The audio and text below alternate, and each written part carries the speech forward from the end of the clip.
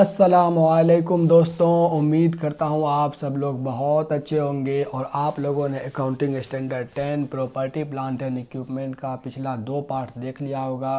और पिछले पार्ट में हम लोगों ने ये देखा था कि अगर पीपीई को ऑब्टेन करते हैं थ्रू एक्सचेंज तो उसका क्या ट्रीटमेंट होने वाला है, तो वो थोड़ा सा ट्रिकी था। आज के इस क्लास में हम लोग देखेंगे कि अगर पीपीई को परचेज किया जाता है या एक्वायर किया जाता है तो उसका क्या ट्रीटमेंट होगा। आज हम लोग वो समझने वाले हैं। तो आइए शुरू करते हैं क्वेश्चन। तो देखिए सबसे पहले क्या एक्वायर्ड या परचेज्ड पीपीई। एक्वायर्ड या परचेज्ड पीपीई में देखो, जब भी कोई एंटिटी कोई पीपीई को एक्वायर करेगा या परचेज करेगा तो इनिशियली शुरुआत में उसको रिकॉर्ड करेंगे किस पे, कॉस्ट पे। और कॉस्ट का जो है 3 एलिमेंट होता है। There are 3 elements of cost. वो 3 एलिमेंट्स ऑफ कॉस्ट क्या है? 3 एलिमेंट्स ऑफ कॉस्ट में सबसे पहला आता है परचेज प्राइस, दूसरा आता है डायरेक्टली एट्रीब्यूटेबल कॉस्ट, तीसरा जो वो कोई एलिमेंट नहीं है, मेन एलिमेंट 2 ही है। तीसरा क्या, cost not to be included, मतलब उस कॉस्ट को इंक्लूड नहीं करना, उस कॉस्ट को इंक्लूड नहीं करना। तो हम लोग क्या देख रहे हैं, तो इसमें देखते हैं। सबसे पहले हम लोग को आज देखना परचेज प्राइस क्या होता है। एलिमेंट्स ऑफ कॉस्ट में हम लोग देख रहे हैं परचेज प्राइस। परचेज प्राइस क्या होगा? Purchase price should be after rebate and trade discount. Rebate और ट्रेड डिस्काउंट अगर मिला कोई भी पीपीई को खरीदते वक्त तो उसको माइनस कर देंगे। बट इंक्लूड करेगा क्या, import duties and non refundable taxes. Non refundable taxes का मतलब मान लो हम जीएसटी पे किए लेकिन उसका आईटीसी हमको नहीं मिला। जो जीएसटी वाला, जब हम लोग आप लोग किताब पढ़िएगा जीएसटी वाला सर से, वहाँ पे आपको पता चलेगा कि आईटीसी क्या होता है। तो ऐसा जीएसटी जिसका कि अभी हमको आईटीसी नहीं मिला वो नॉन रिफंडेबल टैक्स होता है। अगर कोई भी नॉन रिफंडेबल टैक्स है तो उसको क्या करेंगे, उसको इंक्लूड करेंगे कॉस्ट ऑफ पीपीई में। कैसे, चलिए करके देखते हैं। परचेज प्राइस में क्या क्या आएगा। सबसे पहले ये रहा हमारा, मान लो परचेज प्राइस में सबसे पहले कॉस्ट ऑफ एसेट या कॉस्ट ऑफ पीपीई। उसमें क्या क्या इंक्लूड करना और क्या क्या एक्सक्लूड करना। सबसे पहले कोई रिबेट या ट्रेड डिस्काउंट मिला, रिबेट या कोई ट्रेड डिस्काउंट मिला तो उसको सबसे पहले आप क्या कर दो, माइनस कर दो। ठीक, उसके बाद इसमें प्लस होगा क्या, इंपोर्ट ड्यूटीज। कोई इंपोर्ट ड्यूटी वगैरह है तो इसमें क्या होगा, ऐड होगा। और कोई नॉन रिफंडेबल टैक्सेज है, नॉन रिफंडेबल टैक्सेज है तो वो भी ऐड होगा। अच्छा, अगर कोई टैक्स रिफ़ंड हो जाए तो, ऐसा टैक्स जो रिफ़ंड हो जाए यानी कि ऐसा जीएसटी जिसका आईटीसी हमको मिल जाए तो उस केस में उसको जो है माइनस करेंगे, यहाँ से माइनस करेंगे, यहाँ से रिफंडेबल टैक्सेज।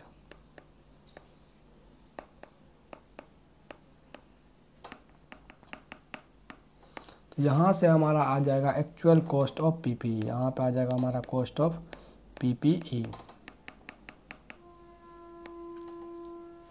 अब हम लोग इसको एक एग्जांपल के थ्रू समझते हैं तो और कॉन्सेप्ट जो हमारा क्लियर हो जाएगा। तो एग्जांपल में हम लोग देखते हैं, एक क्वेश्चन लिखिए। इसका क्वेश्चन है पीपीई का कॉस्ट है 1 लाख और इसमें जो है ट्रेड डिस्काउंट मिला है 10%।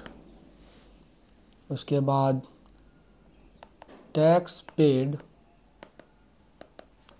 10,000 out of which 40% are refundable. Calculate purchase price of PPE. Calculate करिए क्या, परचेज प्राइस ऑफ पीपीई। तो इस क्वेश्चन को कैसे बनाना, ये सिंपल सा देखो, इसमें सॉल्यूशन देखते हैं। परचेज प्राइस क्या होगा, परचेजिंग प्राइस हम लोग को निकालना है ना। यहाँ पे सबसे पहले देखो कॉस्ट ऑफ पीपीई कितना है, 1 लाख। इसमें से माइनस कर दो ट्रेड डिस्काउंट 10% यानी कि 10,000 माइनस कर दो। कितना बचा ये 90,000। अब इस 90,000 में बोल रहा कि टैक्स जो है 10,000 पे किए हैं, टैक्स कितना पे किए हैं 10,000, लेकिन 40% जो है रिफंडेबल है, 40% हमको मिल जाएगा, तो 60% क्या नॉन रिफंडेबल है। तो यानी कि 6,000 जो है वो नॉन रिफंडेबल है और जो 4,000 है वो रिफंडेबल है, मतलब वो हमको मिल जाएगा। तो जो नॉन रिफंडेबल टैक्स है उसको ऐड करो नॉन रिफंडेबल टैक्सेज और माइनस करो refundable taxes. Non refundable taxes कितना था 6,000 और रिफंडेबल टैक्स कितना था 4,000। तो ये हमारा 92,000 जो है यहाँ से आ जाएगा purchasing price of PPE. Purchasing price of PPE ये हमारा 92,000। ये कॉन्सेप्ट था छोटा सा परचेजिंग प्राइस का। अब हम लोग देखते हैं डायरेक्टली एट्रीब्यूटेबल कॉस्ट क्या होता है, तो उसको जो हम नोट से पढ़ लेते हैं। ये थोड़ा हम लोग क्या करेंगे, इसको जो है अब नोट से अपने पढ़ के चलेंगे। ये देखो बहुत अच्छे से हमने पार्ट 1 पार्ट 2 किया था यहाँ पे, और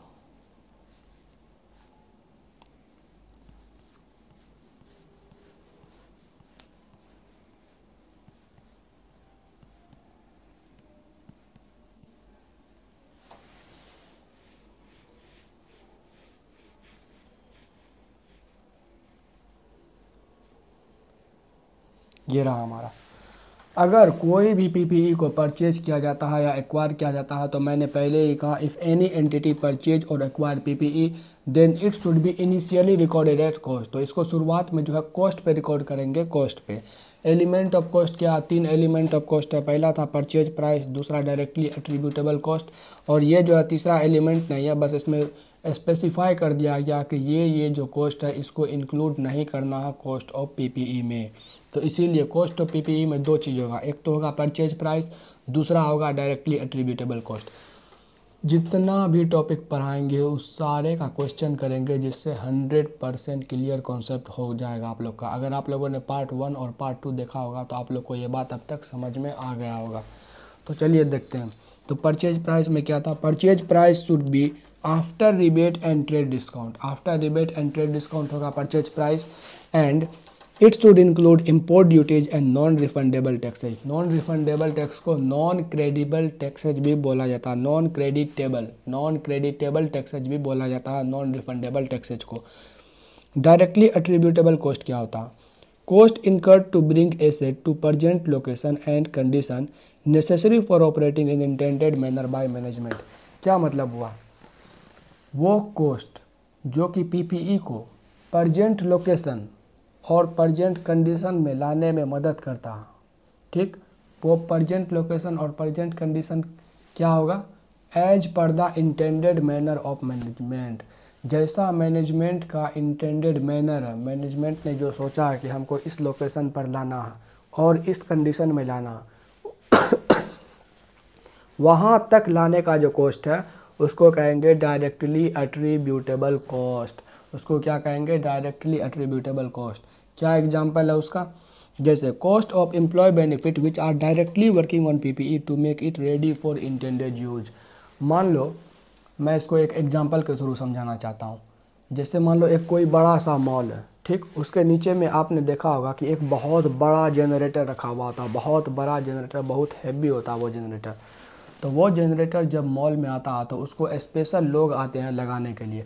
वो अलग अलग पार्ट में आता है, अलग अलग पार्ट में आता है, और स्पेशल लोग आते हैं उसको जो है अपना लेबरिंग करके जो उसको पूरा फिट करते हैं।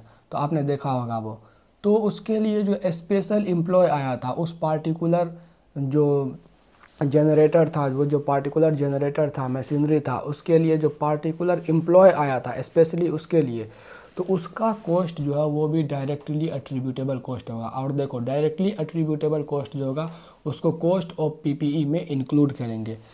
उसके बाद कॉस्ट ऑफ साइट प्रिपरेशन। क्या मतलब हुआ इसका, मतलब जनरेटर को जहाँ पे रखना था उसका फाउंडेशन तैयार करने, मान लो सीमेंट बालू वहाँ पे लगा के स्पेशल फाउंडेशन बनता है उसका, ठीक। तो स्पेशल फाउंडेशन बनाने में उसका जहाँ पे जनरेटर को रखना जो भी खर्चा आया है वो भी डायरेक्टली एट्रीब्यूटेबल कॉस्ट होगा।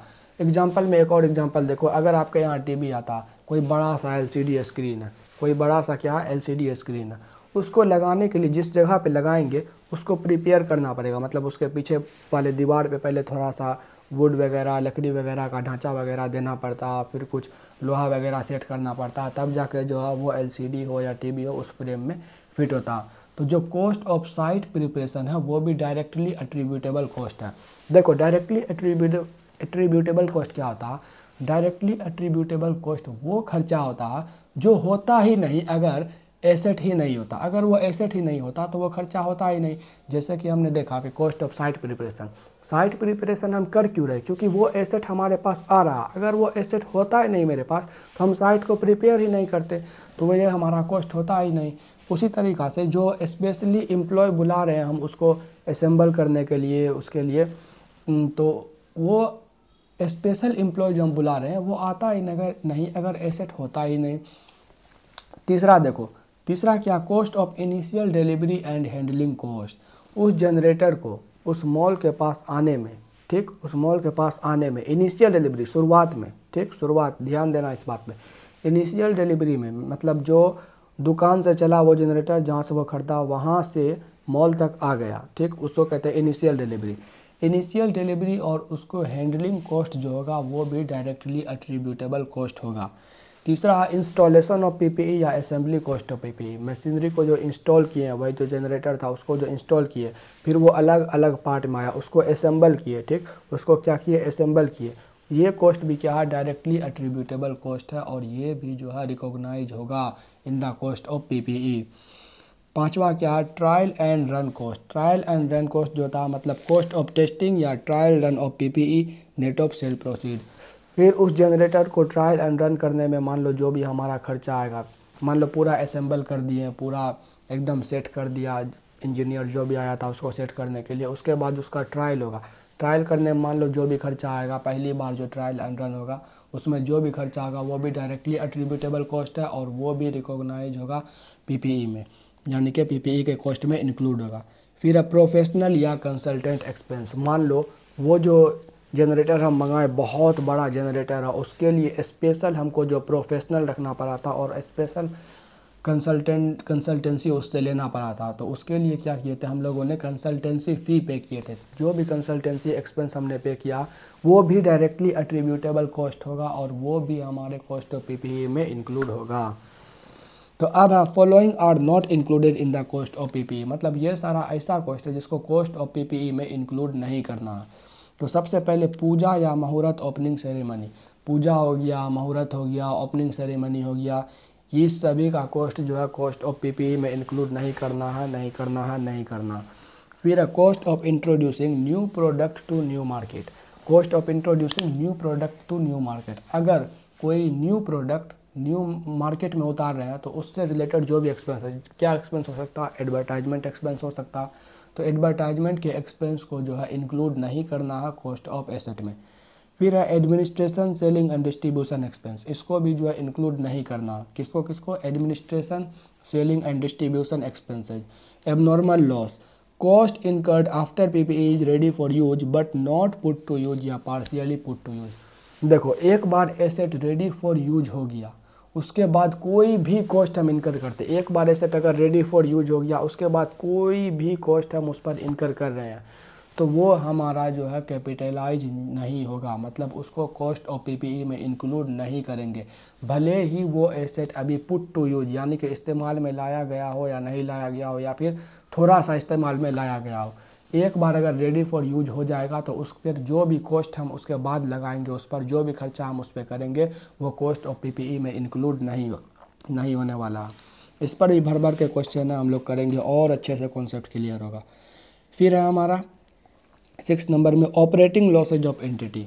ऑपरेटिंग लॉस जो होता है एंटिटी का वो भी जो है क्या होगा, हमारे कॉस्ट ऑफ PPE में इंक्लूड नहीं होगा। Operating cost would continue even if asset not exist, अगर एसेट नहीं भी एग्जिस्ट कर रहा तो भी ऑपरेटिंग कॉस्ट लगेगा। ये इकोनॉमिक्स का मेन है, फाउंडेशन में आप लोगों ने पढ़ा होगा, यहाँ पे थोड़ा सा दे दिया उसका।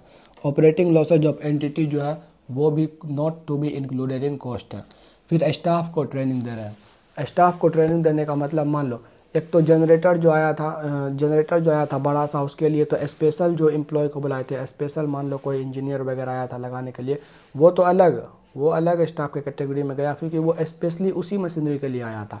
अब क्या हमारे यहाँ जो महीनों से हर महीना पूरा महीना काम करता है जो स्टाफ, उसको हम ट्रेनिंग दे रहे हैं कुछ स्पेशल, उसमें जो एक्सपेंस हो रहा उसको भी कॉस्ट ऑफ पीपीई में इंक्लूड नहीं करेंगे, क्योंकि वो एम्प्लॉय हमारा रेगुलर एम्प्लॉय है और पूरे महीना काम करता, तो उस पर उसके ट्रेनिंग पर अगर हम कोई भी एक्सपेंस कर रहे हैं तो उसको कॉस्ट ऑफ पीपीई में इंक्लूड नहीं करेंगे। फिर रीलोकेशन या रीलोकेटिंग एक्सपेंसेस जो ओल्ड पीपीई या ऑपरेशन का, उसको भी इंक्लूड नहीं करना। फॉर एग्जांपल मान लो एक फैक्ट्री बिल्डिंग है, ठीक, वो बहुत पुराना हो गया, अब उसका मालिक क्या चाहता है कि हम इसको तोड़कर यहाँ पे एक नया फैक्ट्री जो है फिर से बनाएं। अब उसके अंदर, उस फैक्ट्री के अंदर जितना भी मान लो मैन्युफैक्चरिंग यूनिट था, जो भी मशीनरी वगैरह था, उसको क्या करना पड़ रहा, एक जगह से दूसरे जगह टेम्पोरेरीली शिफ्ट करना पड़ रहा, टेम्पोरेरी जो है उसको क्या करना पड़ रहा, शिफ्ट करना पड़ रहा, ताकि फैक्ट्री बिल्डिंग जो बन के तैयार हो जाए। तो जो ये मशीनरी वगैरह शिफ्ट हो रहा, एक जगह से दूसरे जगह इसका डिलीवरी हो रहा, तो उसका कॉस्ट जो है हम लोग कॉस्ट ऑफ पीपीई में इंक्लूड नहीं करेंगे। रीलोकेशन का जो है कॉस्ट जो है या फिर रीलोकेशन का जो एक्सपेंस है वो पीपीई में इंक्लूड नहीं होगा। फिर आ जाते हैं हम लोग 9 नंबर पे, यहाँ पे इंटरेस्ट फॉर डेफर्ड क्रेडिट के बारे में हम लोग आगे पढ़ने वाले हैं। तो इसका भी इंटरेस्ट जो है not to be included in PPE है, ये बात हम लोग ध्यान में रखेंगे।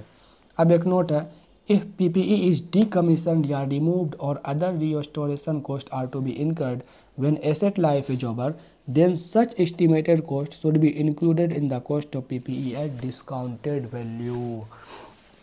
डिस्काउंटेड वैल्यू का मतलब क्या होता है? डिस्काउंटेड वैल्यू का मतलब होता है present value of a future payment. Future में जो हमको कोई पेमेंट करना है उसका प्रजेंट वैल्यू क्या होगा? Present value of a future payment, ठीक, ये होता है डिस्काउंटेड वैल्यू का मतलब। अच्छा, इसका क्या मतलब हुआ? ये जो लाइन अभी हम पढ़े, इसका मतलब ये हुआ कि मान लो आज हमने उस बड़े से जनरेटर को इंस्टॉल किया उस मॉल में, ठीक, अब हमारा ए-स्टैंड ये बोलता है कि जब तुम इस जनरेटर को हटाओगे फ्यूचर में 10 साल 15 साल बाद, तो उस टाइम हटाने का जो कॉस्ट आएगा, इसको जो कॉस्ट आएगा उसको आज तुम डिस्काउंटेड वैल्यू पर जो है उसको आज तुम डिस्काउंटेड वैल्यू पर इंक्लूड करो कॉस्ट ऑफ पीपीई में। मतलब मान लो जैसे एक एग्जांपल, जैसे हमारे घर में एसी है, ठीक, हमारे घर में एसी है, आज इसको ये ख़राब हो गया, इसको हटाने के लिए कोई मैकेनिक आया, तो वो बोला भाई हम 500 रुपया लेंगे, ठीक, हम उसको 500 रुपया दे दिए। अब मान लो ये कोई नया हम जो है वो लाए हैं एसी, ठीक, और तो हमारा ए-स्टैंड क्या बोल रहा है, फ्यूचर में तुम जब इसको हटाओगे ना, मान लो 5 साल बाद तुम इसको हटाने वाले हो, तो 5 साल बाद जो मैकेनिक आएगा हटाने के लिए, इसको हटाने का 800 रुपया लेगा, ठीक, इसको हटाने का कितना लेगा? 800 रुपया लेगा। तो उस 800 का आज जो प्रजेंट वैल्यू है, तो ये 800 क्या था? डीकमीशनिंग कॉस्ट था, यानी कि cost of removal of that AC, यानी कि डीकमीशन कर रहे हैं, एसी को हटा रहे हैं, तो उसका जो कॉस्ट आज है, ये फ्यूचर का पेमेंट है, 800 रुपया फ्यूचर में पेमेंट करेंगे, अभी तो एसी लगेबे किए हैं, तो उस 800 का आज जो कॉस्ट है डिस्काउंटेड वैल्यू पर आज निकाल के जो है तुम उसको रिकॉग्नाइज करो और इंक्लूड करो कॉस्ट ऑफ पीपीई में। ये हमारा ए-स्टैंड कह रहा। फिर दूसरा नोट पे देखते हैं हम लोग क्या, upon initial recognition of asset entity should identify components of PPE which are significant in value and have different useful life. Later, if any component is replaced, such component should be derecognized from the asset. It is not material that it was not identified earlier. Best estimate based on current cost of replacement should be considered as basis for replacement. देखो क्या बोल रहा, अगर कोई company, ठीक, एक बड़ा सा एसेट परचेज की है, ठीक, एक कंपनी है जो कि बड़ा सा एसेट परचेज की है और उसका जो कंपोनेंट है, उसका जो भी कंपोनेंट है, अलग अलग कंपोनेंट, उस एसेट में अलग अलग कंपोनेंट है, उसको सिग्निफिकेंट कंपोनेंट है, उसको हम मेजर कर सकते हैं। जैसे एक और, तो उसको क्या करना है, हमको अलग अलग से देखना पड़ेगा, अलग अलग रिकॉर्ड करना पड़ेगा। क्या मतलब हुआ इसका?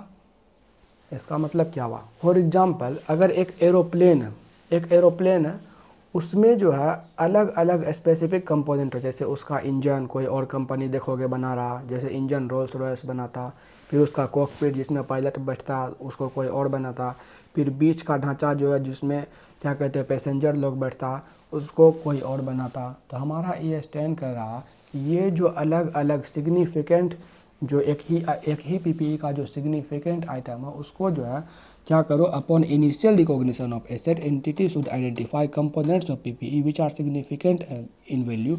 और इन तीनों कंपोनेंट का क्या होगा, जैसे कॉकपिट है और बीच वाला ढांचा और फिर वो इंजन वगैरह, इन सब का यूजफुल लाइफ भी अलग अलग होगा। Later if any component is replace such component should be derecognised from asset. मान लो बाद में कोई भी कंपोनेंट, ये तीनों कंपोनेंट मैंने बताया, इसमें से मान लो कोई भी कंपोनेंट, मान लो ये कॉकपिट है, कॉकपिट को हमको रिप्लेस करने का जरूरत पड़ गया तो कॉकपिट को जो हम लोग क्या करेंगे, डी रिकॉग्नाइज कर देंगे। कॉकपिट को क्या करेंगे, डी रिकॉग्नाइज कर देंगे।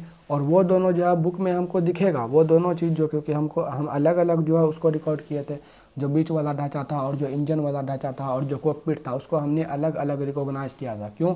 क्योंकि हमारा ये स्टैंड बोलता है जो भी सिग्निफिकेंट आइटम है किसी भी पीपीई का, सिग्निफिकेंट मतलब मटेरियल मतलब अहम, जो भी सिग्निफिकेंट आइटम है उसको अलग अलग रिकॉग्नाइज करना। तो हमने कॉकपिट को अलग रिकॉग्नाइज किया था और जो बीच वाला ढांचा था उसको अलग रिकॉग्नाइज किया था, इंजन को अलग रिकॉग्नाइज किया था। मान लो अब कॉकपिट बोल रहा है, अगर कॉकपिट को रिप्लेस करने का ज़रूरत आ गया तो कॉकपिट को जो है अकेले हम क्या करेंगे, रिप्लेस करेंगे और अकेले उसको डी रिकॉग्नाइज करेंगे। कहाँ से? फ्रॉम द एसेट से। अब बोल रहा गेन या loss on sale of PPE is transfer to PNL account. Gain या लॉस अगर हो रहा, अगर हम मान लो कोई पीपीई को बेच रहे हैं, ठीक, उससे हमारा कोई गेन कोई लॉस हो रहा तो उसको कहाँ ट्रांसफ़र करेंगे, पीएनएल अकाउंट में।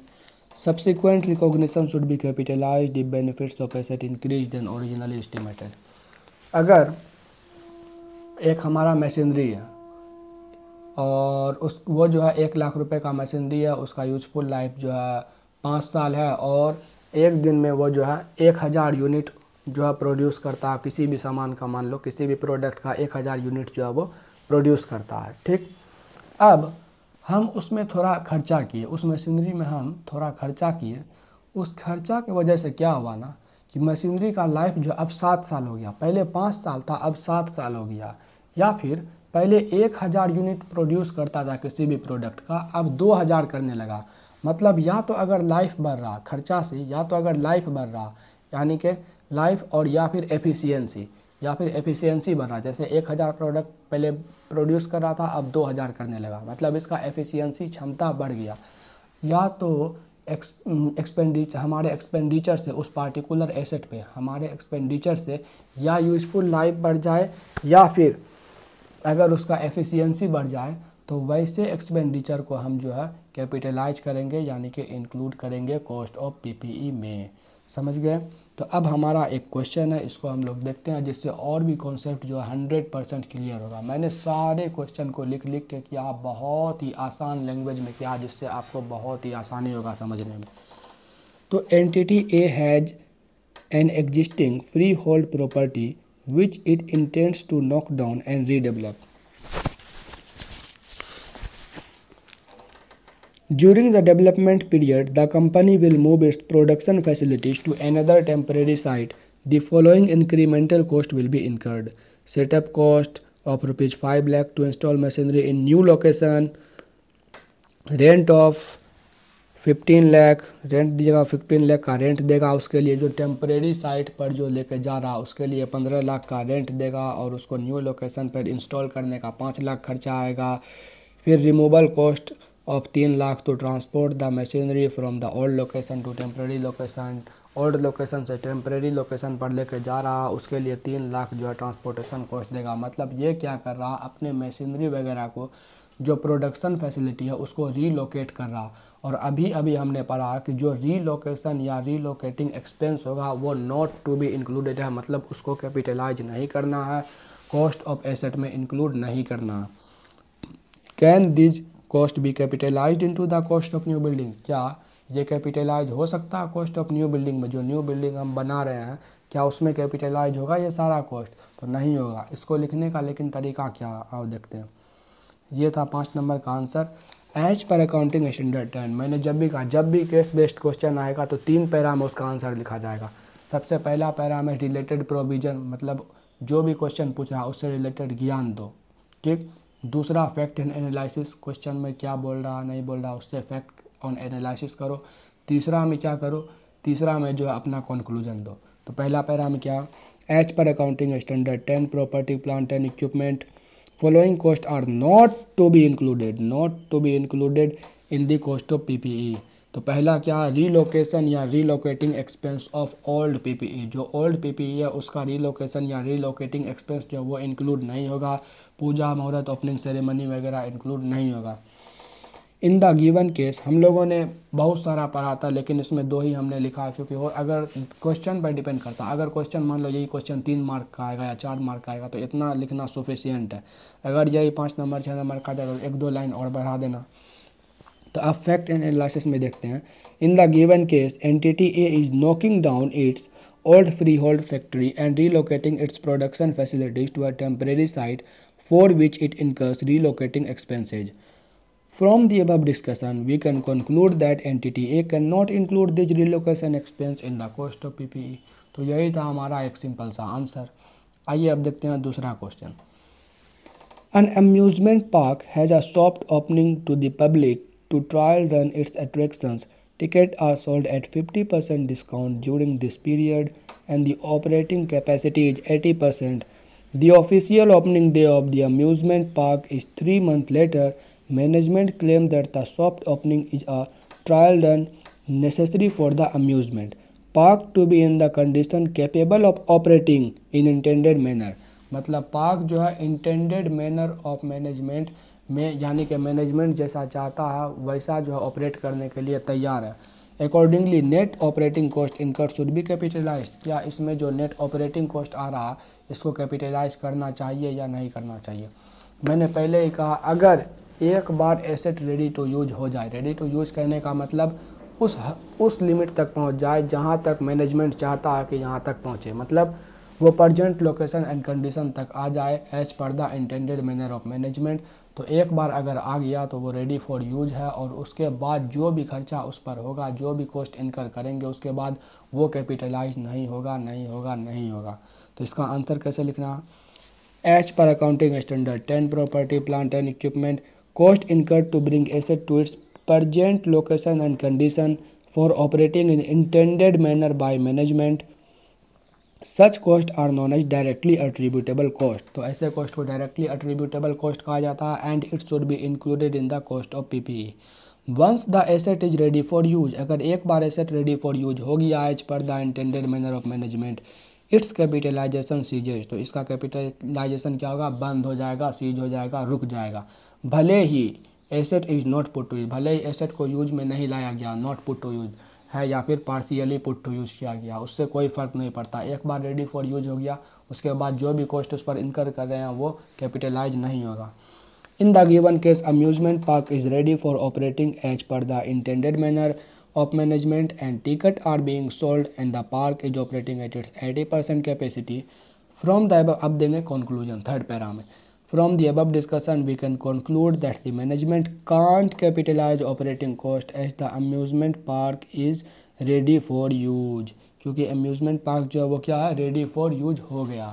तो ये था हमारा एक छोटा सा कॉन्सेप्ट किसका, अगर PPE को ऑब्टेन कर रहे हैं थ्रू परचेज तो उसका। तो अब देखो यहाँ पे एक और छोटा सा यहाँ पे कॉन्सेप्ट है, देखो treatment of subsequent cost. Subsequent cost जो है यानी वही कि एक बार एसेट रेडी फॉर यूज हो गया तो उसके बाद क्या ट्रीटमेंट होगा, चलो वो भी देख लेते हैं। सब्सिक्वेंट एक्सपेंडिचर में अगर रेगुलर या डे टू डे एक्सपेंडिचर कर रहे हैं, रिपेयर या मेंटेनेंस का खर्चा आ रहा है उस PPE पे, ठीक, एक बार रेडी फॉर यूज हो गया और उसको क्या कर रहे हैं, उस पर रेगुलर या day to day repair and maintenance, जैसे उसका लेबर एक्सपेंस हो गया, कंज्यूमेबल्स वगैरह, इन सभी चीज़ों पर एक्सपेंस कर रहे हैं, तो वो कहाँ जाएगा, एक्सपेंस जाएगा PNL अकाउंट में।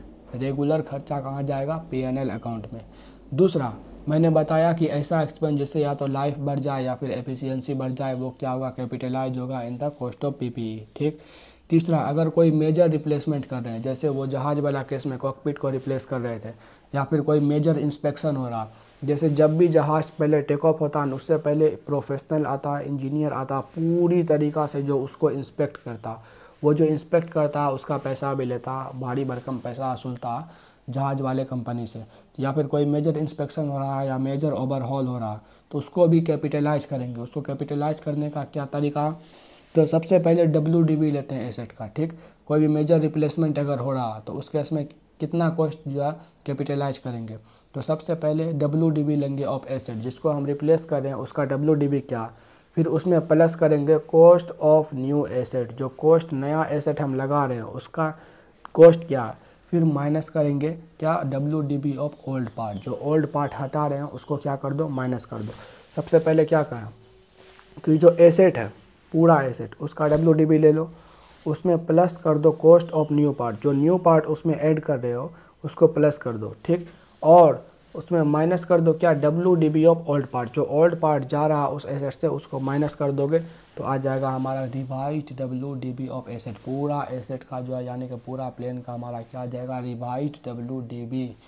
तो ये था एक छोटा सा कॉन्सेप्ट सब्सिक्वेंट एक्सपेंडिचर का, और इसी के साथ जो हमारा परचेज्ड या एक्वायर्ड वाला कॉन्सेप्ट ख़त्म होता है। इस पर एक और क्वेश्चन है ICAI का, वो हम लोग देखेंगे उससे पहले, लेकिन हम लोग देखते हैं सेल्फ कंस्ट्रक्ट करता। अगर हमने थ्रू एक्सचेंज देख लिया, थ्रू परचेज देख लिया, अगर हम लोग अभी हम लोग ये देखेंगे कि अगर सेल्फ कंस्ट्रक्ट करता तो उसका क्या ट्रीटमेंट था। सेम इसी की तरह ट्रीटमेंट है एक्वायर्ड या परचेज की तरह। देखो सेल्फ कंस्ट्रक्टेड PPE के लिए, if any entity self construct any PPE then it should be initially recognized as cost, initially cost पर recognize होगा। for the purpose of cost element of cost भी should be same as for acquired PPE, cost के purpose के लिए element जो होगा cost का वो वही होगा जो एक्वायर्ड या परचेस्ड PPE के लिए था। फॉलोइंग आर स्पेशल पॉइंट, दो स्पेशल पॉइंट ये है, do not include internal profit in elements of cost, elements of cost में इंटरनल प्रॉफिट को इंक्लूड नहीं करना है। बोरोइंग कॉस्ट को कैपिटलाइज करेंगे एज पर AS 16, इस पर भी क्वेश्चन है, बनाएंगे पूरा कॉन्सेप्ट 100% क्लियर हो जाएगा। तो ये था हमारा सेल्फ कंस्ट्रक्टेड अगर करते PPE का तो उसका क्या ट्रीटमेंट है। तो इसी तरीक़ा से हमने देखा कि PPE को ऑब्टेन करने का 3 तरीका था, या तो सेल्फ कंस्ट्रक्ट कर लो, या फिर परचेज कर लो, या एक्वायर कर लो, या फिर बाय एक्सचेंज जो है आप लोग ले सकते हैं PPE, यानी कि बदले में कुछ सामान दे दिया और PPE ले लिया। तीनों का ट्रीटमेंट हमने बहुत ही अच्छे तरीके से देख लिया। आइए अब एक क्वेश्चन है, इस पर हम लोग करके निपटा देते हैं उस क्वेश्चन को।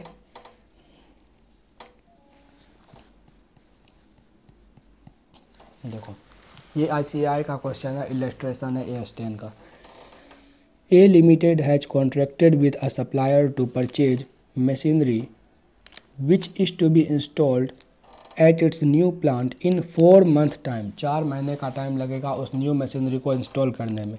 Special foundation were required for the machinery which were to be prepared within this supply lead time, इसके लिए स्पेशल फाउंडेशन भी तैयार करना पड़ेगा।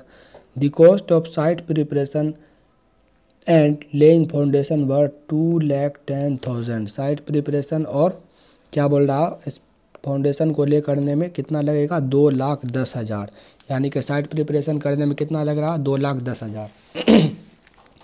These activities were supervised by an architect during the entire period, यानी कि 4 महीना जो लग रहा मशीनरी को इंस्टॉल करने में, उसके लिए एक स्पेशल आर्किटेक्ट को भी रखा गया है जो कि सिर्फ और सिर्फ इसी पर्पस के लिए एम्प्लॉयड है, और 35,000 पर मंथ उसको 35,000 रुपया जो है दिया जा रहा। तो देखो कॉस्ट ऑफ साइट प्रिपरेशन कितना, पहले हम लोग ये देखते हैं कॉस्ट ऑफ साइट प्रिपरेशन कितना।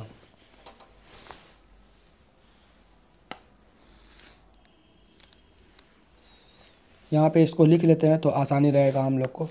तो देखो cost of site preparation, cost of site preparation कितना, 2,10,000। इसको हम लोग अच्छे से लिख कर ही कर देते हैं।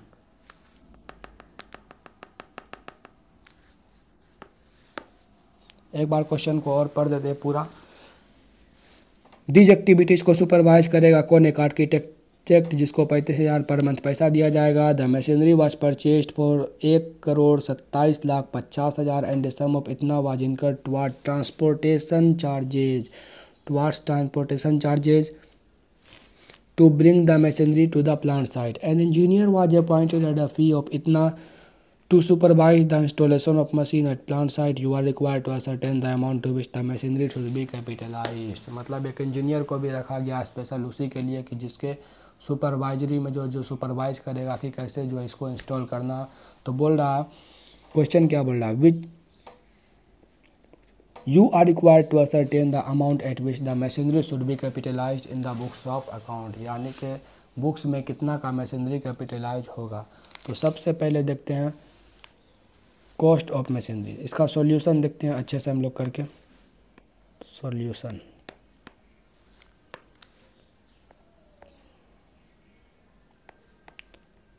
कॉस्ट ऑफ मशीनरी क्या,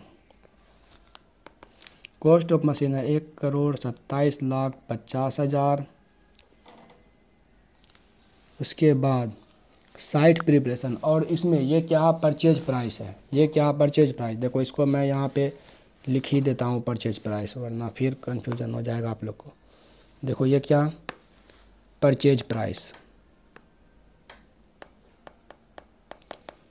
अगर कोई इंपोर्ट ड्यूटी होता तो यहाँ पे ऐड कर दे, नॉन रिफंडेबल टैक्स होता तो यहाँ पे ऐड करते, लेकिन ऐसा कुछ भी नहीं है। तो यहाँ पे हम लोग सीधा क्वेश्चन की तरफ चलते हैं। जो डायरेक्टली अट्रीब्यूटेबल कॉस्ट है वो यहाँ पे ऐड करते हुए चलेंगे। कैपिटलाइजेशन का मतलब होता है ऐड करते हुए हम लोग यहाँ पे चलेंगे। तो साइट प्रिपरेशन का कॉस्ट जो है ये भी क्या था हमारा, डायरेक्टली अट्रीब्यूटेबल कॉस्ट था। साइट प्रिपरेशन कॉस्ट कितना था, 2,10,000। आर्किटेक्चर का फ़ी जो कि स्पेशल इसी के लिए आया। आर्किटेक्ट फ़ी कितना होगा, 35,000 पर मंथ है, 35,000 पर मंथ है। और जो आर्किटेक्चर था वो 4 महीने के लिए जो है हमको अपना सर्विस दे रहा था, क्योंकि मशीन को इंस्टॉल होने में 4 महीना लगा। तो कितना होगा, 1,40,000 जो आर्किटेक्चर को फ़ी दिए हैं। उसके बाद क्या बोल रहा है कि मशीनरी इतना में लगाया था, 2,12,500 जो है इनिशियल डिलीवरी में लगा था। अच्छा, the machinery was purchase for इतना एंड सम ऑफ इतना वॉज इनकर्ड टुवर्ड ट्रांसपोर्टेशन, यानी कि इनिशियल डिलीवरी कितना हुआ, 2,12,500। और इंजीनियर का फ़ी जो स्पेशल उसी के लिए अपॉइंट किया गया था, इंजीनियर का फ़ी कितना, 37,500। यहाँ से हमारा आ जाता है cost of PPE. Cost of PPE कितना होगा, इसको कैलकुलेटर पे देख लो। 1,27,50,000 प्लस 2,10,000 प्लस 1,40,000 प्लस 2,12,500 प्लस 37,500। तो ये आता हमारा 1,33,50,000। ये होगा हमारा cost of PPE. I hope अब आप लोग को जो है बहुत ही अच्छे से समझ में आ गया होगा कि अगर कोई भी पीपीई को परचेज करते हैं या एक्वायर करते हैं तो उसका क्या ट्रीटमेंट होगा। तो यहाँ तक हम लोगों ने देखा कि कोई भी पीपीई को हम परचेज करते हैं या एक्वायर करते हैं तो उसका क्या ट्रीटमेंट है। तो अब हम लोग क्या करने वाले हैं, सेल्फ कंस्ट्रक्ट को भी देख लिया, एक्सचेंज को भी देख लिया, और सारे टर्म को हम लोगों ने अलग अलग देखा है, और इसका क्वेश्चन भी हमने बहुत ही अच्छे तरीक़ा से किया है। तो अब हम लोग क्या देखने वाले हैं,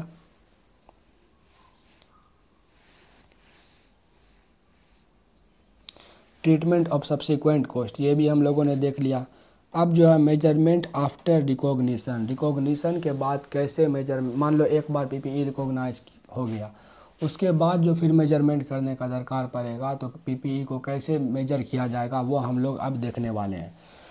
तो सबसे पहले एक एंटरप्राइज जो है AS10 उसको 2 पॉलिसी देता है सब्सिक्वेंट रिकॉग्निशन के लिए। ठीक, AS10 के अकॉर्डिंग 2 पॉलिसी है जिससे वो सब्सिक्वेंट मेजर कर सकता है अपने पीपीई को। पहला है कॉस्ट मॉडल, दूसरा है क्या, फेयर वैल्यू मॉडल यानी कि रीवैल्यूएशन मॉडल। पहला कॉस्ट मॉडल, दूसरा रीवैल्यूएशन मॉडल। ठीक ये दोनों में से कोई भी मॉडल जो है अपना सकता है कोई भी एंटिटी अपने पीपीई को सब्सिक्वेंटली रिकॉग्नाइज करने के लिए। मान लो कोई एंटिटी जो है कॉस्ट मॉडल जो है चुना, ठीक, कॉस्ट मॉडल चुना अपने पीपीई को सब्सिक्वेंटली मेजर करने के लिए, तो वो जिस पार्टिकुलर क्लास ऑफ एसेट पर कॉस्ट मॉडल को अप्लाई कर रहा, वो सारे वैसे क्लास के सारे एसेट पर जो है उसको कॉस्ट मॉडल ही अप्लाई करना पड़ेगा। ये मैं भी आपको समझाता हूँ। या फिर अगर किसी दूसरे क्लास ध्यान सुनो, क्लास ऑफ एसेट, दूसरे क्लास ऑफ एसेट के लिए अगर रिवैल्यूएशन मॉडल वो चुना है, ठीक, तो उसको सारे एसेट पर, यानी कि उस क्लास में जितना भी एसेट है उन सारे पर उसको revaluation model of subsequent measurement he apply करना पड़ेगा। अब ये क्लास ऑफ एसेट क्या होता है? क्लास ऑफ एसेट जो होता है ग्रुप ऑफ एसेट होता है, ग्रुप ऑफ एसेट जो कि सिमिलर नेचर और सिमिलर फंक्शन का होता है, ठीक। क्लास ऑफ एसेट का मतलब क्या हुआ? जो कि सिमिलर नेचर सिमिलर फंक्शन का होता है। एग्जांपल में जैसे मैं एक क्लास का एग्जांपल लेता हूँ, कंप्यूटर जो है वो मान लो एक फैक्ट्री है या फिर कोई भी मतलब ऑफिस है, उसमें बहुत सारा कंप्यूटर है। उस सारे कंप्यूटर को जब हम ग्रुप करेंगे, एक साथ देखेंगे, तो उसको क्या कहेंगे? क्लास ऑफ कंप्यूटर है। या फिर एक कंपनी जिसके पास बहुत सारा बिल्डिंग है, ठीक, जैसे ऑफिस का बिल्डिंग बहुत सारा है, फिर उसके बाद मान लो फैक्ट्री का बिल्डिंग बहुत सारा है। तो ये जो फैक्ट्री का बिल्डिंग है इसका सेम नेचर और सेम यूज है, ठीक, फैक्ट्री बिल्डिंग का सेम नेचर और सेम यूज है, तो इसको कहेंगे कि ये जो फैक्ट्री बिल्डिंग है ये क्या? ये एक क्लास ऑफ एसेट है। उसी तरीक़ा से जो ऑफिस बिल्डिंग होगा उसका अपना एक पार्टिकुलर यूज होगा, अपना पार्टिकुलर फंक्शन, पार्टिकुलर नेचर होगा, तो वो एक अलग क्लास हो गया। वो क्या हुआ? एक अलग क्लास हो गया। अगर कंपनी मान लो फैक्ट्री बिल्डिंग पर अप्लाई करना चाहता है कॉस्ट मॉडल, तो बेशक वो कर सकता है, लेकिन जितना भी फैक्ट्री बिल्डिंग होगा, मान लो अगर 20 फैक्ट्री बिल्डिंग उसके पास है, तो 20 को उसको सब्सिक्वेंटली मेजर करना पड़ेगा कॉस्ट मॉडल पे, क्योंकि यही पॉलिसी उसने अपनाया इस पार्टिकुलर फैक्ट्री बिल्डिंग के क्लास ऑफ एसेट के लिए। अगर मान लो ऑफिस वाला एसेट है, क्या उस पर रिवैल्यूएशन मॉडल से वो रिकॉग्नाइज कर सकता है? क्या सब्सिक्वेंटली मेजर कर सकता है? हाँ, कर सकता है, क्योंकि वो अलग क्लास ऑफ एसेट है। कंपनी जो है दोनों कॉस्ट मॉडल या रिवैल्यूएशन मॉडल दोनों अप्लाई कर सकता है अपने अलग अलग एसेट पर। कोई पार्टिकुलर एसेट पे अगर वो रिवैल्यूएशन मॉडल को अप्लाई कर रहा, कोई पार्टिकुलर एसेट पे अगर वो रिवैल्यूएशन मॉडल को अप्लाई कर रहा, तो उस पूरे क्लास ऑफ एसेट पर उसको रिवैल्यूएशन मॉडल ही अप्लाई करना पड़ेगा। जैसे कंप्यूटर पे वो मान लो कॉस्ट मॉडल अप्लाई कर रहा, तो पूरे कंप्यूटर पे उसको कॉस्ट मॉडल ही अप्लाई करना पड़ेगा। मान लो कार पे, मान लो कंपनी के पास बहुत सारा कार है, मोटर व्हीकल है, अगर वो मोटर व्हीकल पे रिवैल्यूएशन मॉडल अप्लाई कर रहा, ठीक, रिवैल्यूएशन मॉडल अप्लाई कर रहा, तो सारे मोटर व्हीकल पे जितना भी कार है कंपनी के पास उन सभी को वो रिकॉग्नाइज करेगा सब्सिक्वेंटली, किस पे? तो रिवैल्यूएशन मॉडल पे। ऐसा हमारा AS10 कहता है। तो यहाँ से देखो, an enterprise should choose either cost model और revaluation model as its accounting policy and should apply that policy to an entire class of PPE। तो क्लास ऑफ PPE मैंने क्या बोला? A group of asset of a similar nature and use in operation of an enterprise, मतलब similar nature और use का होना चाहिए। Example क्या दिया क्लास का? तो land, building, machinery, ships, aircraft, motor vehicle, furniture and fixture, office and equipment, bearer plant, ये सब भी क्या हमारा एग्जाम्पल्स है क्लास ऑफ एसेट का। बियरर प्लांट के बारे में मैंने पहले ही पार्ट में बता दिया, बहुत ही अच्छे से कॉन्सेप्ट क्लियर किया, जाके देख लो अगर नहीं देखा तो। अगर कंपनी कॉस्ट मॉडल फॉलो कर रही है तो उसमें कैसे मेजर होगा PPE? If asset is measured at cost model then its value should be taken at cost price, उसमें से माइनस कर दो एक्यूमुलेटेड डेप्रिसिएशन, फिर उसमें से माइनस करो इम्पेयरमेंट लॉस। इम्पेयरमेंट लॉस जो है AS 28 में हम लोग पढ़ेंगे तो वहाँ पे आएगा। तो ये जो माइनस करेंगे तो उसका जो कैरिंग वैल्यू आ जाएगा, ठीक। इस पर भी क्वेश्चन है, बहुत भर भर के क्वेश्चन है, हम लोग करेंगे। अगर रिवैल्यूएशन मॉडल यानी कि फेयर वैल्यू मॉडल पे रिकॉग्नाइज कर रहा तो क्या? If asset is measured at fair value then its closing value क्या होगा? तो fair value at the date of revaluation, जो फेयर वैल्यू है वो ले लेंगे, उसमें से माइनस करेंगे subsequently accumulated depreciation. Subsequent accumulated depreciation का मतलब depreciation on fair value after revaluation, revaluation करने के बाद जो डेप्रिसिएशन आएगा वो वाला डेप्रिसिएशन लेना है। फिर एनी सब्सिक्वेंट इम्पेयरमेंट लॉस है तो वो भी माइनस कर देंगे, तो हमारा क्या आ जाएगा? कैरिंग वैल्यू, ठीक। If an item of PPE is revalued the entire class of PPE to which that asset belongs to should be revalued. बोल रहा है अगर कोई आइटम जो है PPE का उसको रीवैल्यू किया गया तो उस क्लास में जितना भी वो पार्टिकुलर आइटम है उन सभी को रीवैल्यू करना पड़ेगा। एग्जाम्पल मैंने कंप्यूटर के लिए बोला, कंप्यूटर का एक पूरा क्लास है, मतलब जितना भी ऑफिस का कंप्यूटर है वो सब एक क्लास हो गया, यानी कि ग्रुप ऑफ एसेट है जिसका सिमिलर नेचर एंड यूज है, तो वो क्या क्लास ऑफ एसेट हो गया।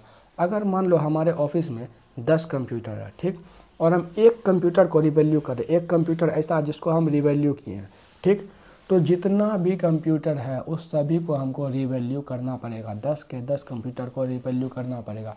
इससे क्या होगा, इससे होगा ये कि ये इंश्योर करेगा true and fair view of financial statement, true and fair view of financial statement ये क्या करेगा, इंश्योर करेगा। यह बात को ध्यान में रखना, ये MCQ पर्पज़ के लिए इम्पोर्टेंट है। अब frequency of revaluation, frequency of revaluation मतलब हम कब कब यानी कि कितने टाइम पर अपने एसेट को रिवैल्यू करेंगे, कब कब मतलब कितने टाइम पर हम अपने एसेट को जो है रिवैल्यू करेंगे। तो इसमें दो चीज़ है, अगर मान लो एक ऐसा आइटम है, ऐसा PPE है जो कि सिग्निफिकेंट एंड वोलेटाइल चेंज हो रहा है, जिसके फेयर वैल्यू मतलब उसका फेयर वैल्यू जो है ना बहुत तेज़ी से बदलता है। जैसे एग्जांपल में एक ज़मीन है, कहाँ पे, रैपिडली डेवलपिंग एरिया में, रैपिडली डेवलपिंग एरिया में, ऐसा एरिया देखना जहाँ पे जिसके बगल से रोड गुजर रहा है, उसके बगल से मेट्रो बन रहा है, उसका कॉस्ट देखोगे, अगर कोई आदमी वहाँ पे बचपन से रहा तो वो अपने पापा लोग से पूछेगा या फिर खुद देखा होगा कि उसका कॉस्ट कुछ दिन पहले जो है 2 लाख रुपया था मशीन का, ठीक। अब क्या हुआ, जैसे ही ये बात पता चला कि यहाँ से जो है रोड गुजरने वाला है, जो कि एरिया अभी वो डेवलपिंग में है, ठीक, एरिया क्या हो रहा है, डेवलप हो रहा है, डेवलपिंग फेज में है। जैसे ही पता चला वहाँ से रोड गुजर रहा, तुरंत उस ज़मीन का दाम जो है 5 लाख हो जाएगा। अब फिर रोड बन गया 7 लाख, मेट्रो बन रहा 20 लाख, मतलब रैपिडली क्या हो रहा है, इसका दाम इंक्रीज हो रहा है और सिग्निफिकेंटली बहुत ही ज़्यादा अमाउंट से जो है ये इंक्रीज हो रहा है, ठीक, और हाईली वोलेटाइल है, मतलब बहुत जल्दी जल्दी जो है ये इसका दाम इंक्रीज कर रहा है। जो इसका फेयर वैल्यू पहले 2 लाख था, फिर 5 लाख हो गया, फिर 7 लाख हो गया, फिर 20 लाख हो गया। तो ये क्या हो रहा है, सिग्निफिकेंट है ये जो अमाउंट ऑफ चेंज है, और ये वोलेटाइल है, मतलब बहुत जल्दी जल्दी चेंज हो रहा है इसका फेयर वैल्यू। तो उस केस में जो है हम लोग क्या करेंगे, PPE को हर साल रिवैल्यू करेंगे, हर साल, मतलब हर साल के एंड में हम लोग देखेंगे तो इसका एसेट का जो वैल्यू है वो कितना बढ़ा है या कितना घटा है। दूसरा है एक ऐसा आइटम ऑफ PPE जिसका मतलब फेयर वैल्यू में जो है इनसिग्निफिकेंट चेंज हो रहा है, या फिर वो जो है इनवोलेटाइल है, मतलब वो बहुत जल्दी जल्दी चेंज नहीं हो रहा। जैसे मान लो यही कैलकुलेटर है, मान लो ये हमारा मशीनरी है, ठीक, ये 1000 का था, अगले साल देखे तो 1005 रुपया का, उसके अगले साल देखे तो 1100 का। तो मतलब ये कोई सिग्निफिकेंट इसमें कोई भी इसके वैल्यू में फेयर वैल्यू में चेंज नहीं हो रहा, और ये जो है कोई वोलेटाइल नहीं है, मतलब ये बार बार चेंज, बहुत जल्दी जल्दी इसका फेयर वैल्यू जो है चेंज नहीं हो रहा। तो इस केस में रिवैल्यू कब करेंगे, तो 3 से 5 साल पर एक बार जो है इसको रिवैल्यू करके देख लो। ये बात है, ये बोल रहा फ्रीक्वेंसी ऑफ रिवैल्यूएशन का ये मतलब है कि कब कब और कितने टाइम पर जो है हम रिवैल्यू करेंगे अपने एसेट को। अब ये MCQ पर्पज़ के लिए ये क्वेश्चन बन सकता है, फेयर वैल्यू जो वो डिटरमाइन कैसे होता है, जो फेयर वैल्यू होता है वो डिटरमाइन कैसे होता है। तो उसको 3 अप्रोच है बेसिक। तो मार्केट बेस्ड एविडेंस, पहला तो मार्केट से हमको पता चल जाता है कि फेयर वैल्यू, जैसे ये कैलकुलेटर है इसका फेयर वैल्यू जाएंगे मार्केट में हमको पता चल जाएगा कि कितना है। Income approach based on discounted cash flow projection, और तीसरा डेप्रिसिएटेड रिप्लेसमेंट कॉस्ट अप्रोच। तो ये 3 तरीका जिससे हमको फेयर वैल्यू जो है पता चल सकता है। अब क्या, if asset is revalued the entity should credit revaluation reserve for change is value. अगर एसेट रीवैल्यू होता है तो उसका रिवैल्यूएशन अमाउंट कहाँ जाएगा, रिवैल्यूएशन रिजर्व में जाएगा। मतलब अगर एसेट अपवर्ड रिवैल्यू हो रहा, 1 लाख का एसेट था, 10,000 और उसमें बढ़ गया, रिवैल्यू हुआ, ठीक, तो वो जो 10,000 जो बढ़ा वो कहाँ क्रेडिट होगा, रिवैल्यूएशन रिजर्व में। इसका क्वेश्चन है, बनाएंगे पूरा कॉन्सेप्ट क्लियर होगा। अगर मान लो रिवैल्यूएशन पे लॉस हो जाता है, तो कोई एसेट 1 लाख का था, हम उसको रिवैल्यू किए, पता चला इसका दाम जो है 10,000 गिर गया, तो रिवैल्यूएशन का जो लॉस होता है वो हमेशा P&L अकाउंट में जाता है, ना कि रिवैल्यूएशन रिजर्व में। ये बात को याद रखना। Subsequent revaluation loss if is adjusted in revaluation reserve if any. First loss adjusted in P&L, subsequent gain adjusted in P&L account to the extent of first loss balance in reserve। क्या कहना चाह रहा है ये कहना यही चाह रहा, मान लो कोई एसेट था 1 लाख का, ठीक, वो 1000 जो है गिर गया। इसका बहुत ही अच्छा एग्जांपल मैंने अभी नीचे लिखा, वहाँ पे समझ लेना बहुत ही अच्छे से। यहाँ पे देखो, ये पूरा वही एग्जांपल है, ये डिक्रीज हुआ रिवैल्यूएशन। रिवैल्यूएशन के कारण या तो एसेट इंक्रीज हो सकता है या तो डिक्रीज हो सकता है, 2 ही चीज़ होगा, या तो इंक्रीज होगा या तो डिक्रीज होगा। अगर इंक्रीज हो रहा तो क्या अगर रिवैल्यूएशन के कारण एसेट इंक्रीज कर रहा है तो उसको क्रेडिट कर दो कहाँ पे, रिवैल्यूएशन रिजर्व में। एग्जांपल 1 लाख का मशीनरी था, ये अपवर्ड रिवैल्यूएशन हुआ 10,000 का, मतलब 10,000 इसका कॉस्ट जो 10,000 जो इसका वैल्यू और बढ़ गया, तो इसका एंट्री क्या होगा इसका एंट्री होगा machinery account debit to revaluation reserve account. Machinery account को डेबिट करेंगे और क्रेडिट क्या करेंगे, रिवैल्यूएशन रिजर्व अकाउंट। लेकिन इसका एक एक्सेप्शन है, क्या, when it is subsequently increased initially decrease. मतलब पहले क्या था, पहले रिवैल्यूएशन किए थे ना, इसका अमाउंट जो है ना गिर गया था, ठीक, इसका अमाउंट क्या हुआ था, गिरा हुआ था। जैसे लाख रुपया का एसेट था और उसको रिवैल्यूएशन किए थे पहले, तो उसका अमाउंट जो 10,000 गिर गया था, मतलब अब वो 90,000 का हो गया था।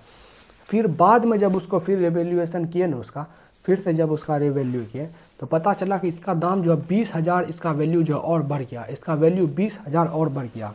तो उस केस में क्या बोल रहा कि रिकॉग्नाइज करो in the P&L to the extent it reverses a revaluation decrease. जो रिवैल्यूएशन के कारण पहले डिक्रीज हुआ था वो रिवर्स हो जाए, ऐसे करो, of the same asset previously recognise in the statement of P&L। क्या इस लाइन का क्या मतलब है, इस लाइन का मतलब देखो, मशीनरी 1 लाख का था, डाउनवर्ड रिवैल्यूएशन हुआ 10,000 का, इनिशियली क्या हुआ, नीचे था, गिर गया था इसका वैल्यू, तो एंट्री क्या मारे थे, जब इसका वैल्यू गिरा था तो P&L अकाउंट डेबिट किए थे टू मशीनरी 10,000, ठीक। बाद में क्या हुआ, सब्सिक्वेंटली मतलब बाद में, this machinery revalued upward bye 20,000। इसी मशीनरी जो है को जो है अपवर्ड रिवैल्यूएशन हो गया, मतलब इसका जो है वैल्यूएशन अपवर्ड हो गया 20,000, यानी कि इसका दाम जब हम लोग फिर बाद में पता किया तो 20,000 और ज़्यादा हो गया था, ये जो मशीनरी हमारे पास है अभी। तो उसके लिए क्या एंट्री है, मशीनरी तो 20,000 से बढ़ेगा, मशीनरी को डेबिट करेंगे 20,000 से, P&L को क्या करेंगे हम लोग, क्रेडिट कर देंगे 10,000 से।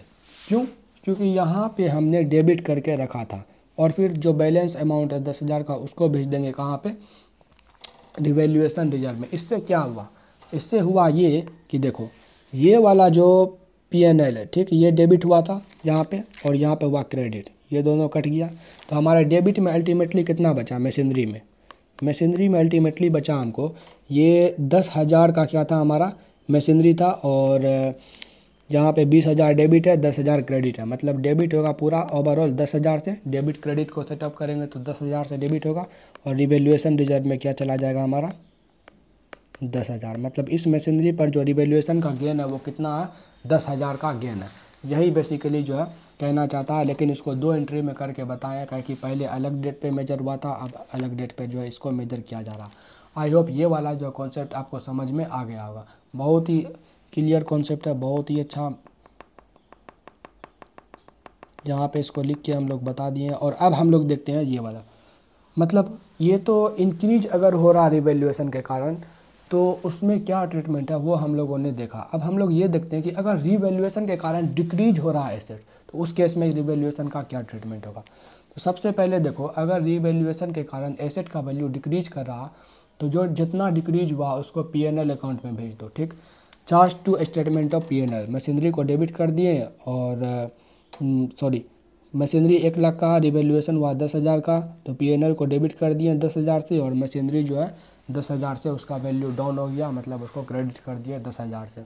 इसका एक्सेप्शन क्या, when it is subsequently decrease initially increase. पहले क्या था, पहले जब रिवैल्यू किया था ना तो इसका वैल्यू जो है बढ़ा हुआ था, लेकिन अब जो रिवैल्यू कर रहे हैं तो वो वैल्यू है गिर गया, तो उस केस में क्या होगा,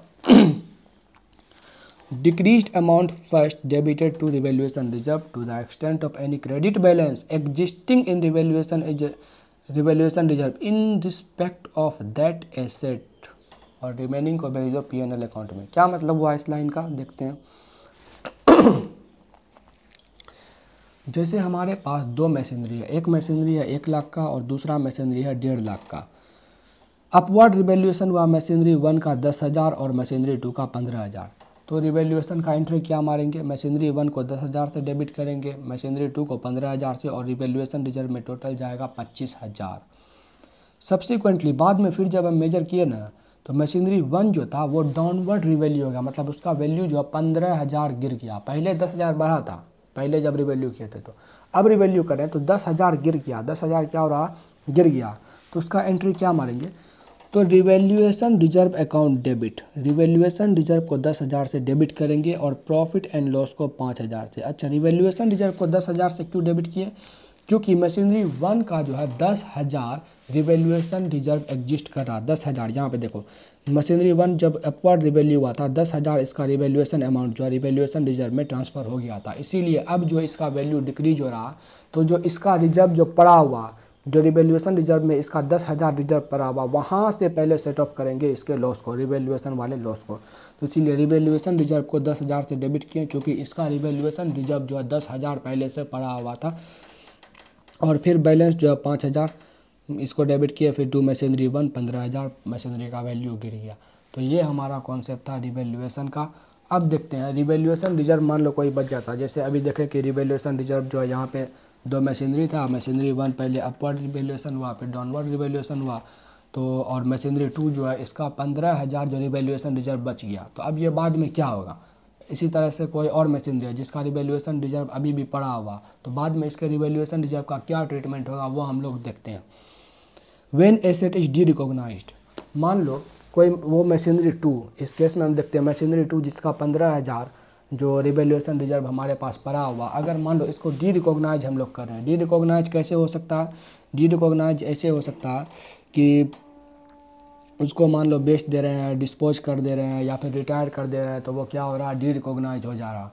तो अगर डी रिकॉग्नाइज हो जाता है तो उस रिवैल्यूएशन रिजर्व को उस पार्टिकुलर मशीनरी, जैसे मशीनरी 2 का रिवैल्यूएशन रिजर्व कितना था 15,000, तो उसको कहाँ भेज देंगे, रिवेन्यू रिजर्व में भेज देंगे।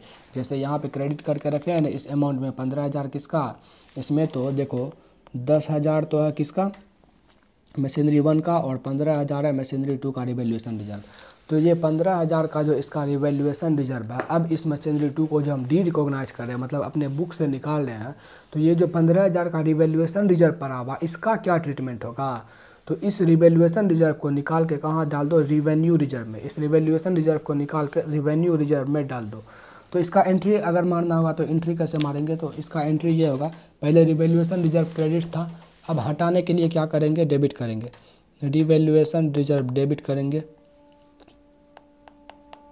कितना था 15,000 to revenue reserve, revenue reserve, revenue reserve में डाल देंगे 15,000।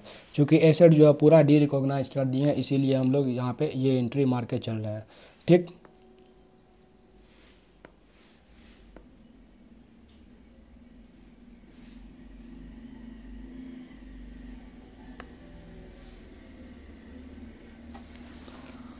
अब हम लोग क्या देखेंगे कि यहाँ पे थोड़ा सा मिट किया, यहाँ पे क्वेश्चन था वाई रिवैल्यूएशन रिजर्व डेबिटर। अब हम लोग ने देखा कि अगर ऐसे डी रिकॉग्नाइज हो रहा है तो उसके रिवैल्यूएशन रिजर्व का क्या होगा। अब हम लोग ये देखते हैं कभी कभी क्या थोड़ा सा अमाउंट जो है उस एसेट से रिलेटेड थोड़ा सा उसका रिवैल्यूएशन रिजर्व जो है रेवेन्यू रिजर्व में ट्रांसफ़र किया जाएगा। क्यों, क्योंकि एसेट अभी भी जो है वो जो कंपनी है वो कंपनी यूज कर रही है। तो उस केस में क्या होगा, some of the revaluation reserve may be transferred as the asset is used by enterprise. In such case जो अमाउंट जो का रिवैल्यूएशन रिजर्व से जो ट्रांसफ़र किया जाएगा रेवेन्यू रिजर्व में, वो अमाउंट क्या होगा, तो उस अमाउंट को ऐसे कैलकुलेट करेंगे, ये फॉर्मूला है कैलकुलेट करने का। तो डेप्रिसिएशन, कौन वाला डेप्रिसिएशन, जो कि बेस्ड है किस पर, revalued carried amount, revalued carried amount जो है उस पर बेस्ड है, और माइनस करो depreciation based on original cost. उसको माइनस करने के बाद जो भी अमाउंट निकलेगा, मान लो depreciation based on revalued carried amount था मान लो 10,000, ठीक, और depreciation based on original cost था 5,000, ठीक। तो इसको माइनस करके कितना अमाउंट आया हमारा 5,000। तो ये जो 5,000 है इतना अमाउंट जो है रिवैल्यूएशन रिजर्व से हम रेवेन्यू रिजर्व में ट्रांसफ़र करेंगे ऑफ मशीनरी 2। यहाँ तक आई होप आप लोग को समझ में आ गया होगा। अब देखो रिवेन्यू रिजर्व में जब भी ट्रांसफ़र होगा ना रिवैल्यूएशन रिजर्व से, वो पीएल के थ्रू नहीं होगा। जैसे कि हमने अभी देखा कि सीधा रिवैल्यूएशन रिजर्व को डेबिट करते हैं और रेवेन्यू रिजर्व को क्रेडिट करते हैं, पीएल का यहाँ पे कोई भी रोल नहीं है। वही बात यहाँ पे बताया गया है। Transfer from revenue surplus to revenue reserve, sorry यहाँ पे होगा, ये होगा रिवैल्यूएशन सरप्लस, रिवैल्यूएशन सरप्लस से अगर रेवेन्यू रिजर्व में अगर ट्रांसफ़र किया जा रहा है तो वो पीएल के थ्रू नहीं होगा। अब इस पर एक और धमाकेदार क्वेश्चन है, ये देख लेंगे तो पूरा कॉन्सेप्ट 100% क्लियर हो जाएगा। Entity A is a large manufacturing group. It owns a number of industrial buildings such as factories and warehousing and office buildings in several capital cities. The industrial buildings are located in the industrial zone, whereas the office buildings are in central business district of the city. Entity A's management want to apply the revaluation model as per extent to the subsequent measurement of the office building, but continue to apply historical cost model at the industrial building. यानी कि ये जो entity है अपने office building पर, office building एक अलग class हो गया और इंडस्ट्रियल बिल्डिंग एक अलग क्लास हो गया। ये ऑफिस वाले बिल्डिंग पर जो है रीवैल्यूएशन मॉडल अप्लाई करना चाहती है और जो इंडस्ट्रियल बिल्डिंग है उसको कॉस्ट मॉडल अप्लाई करना चाहती है सब्सिक्वेंट मेजरमेंट के लिए।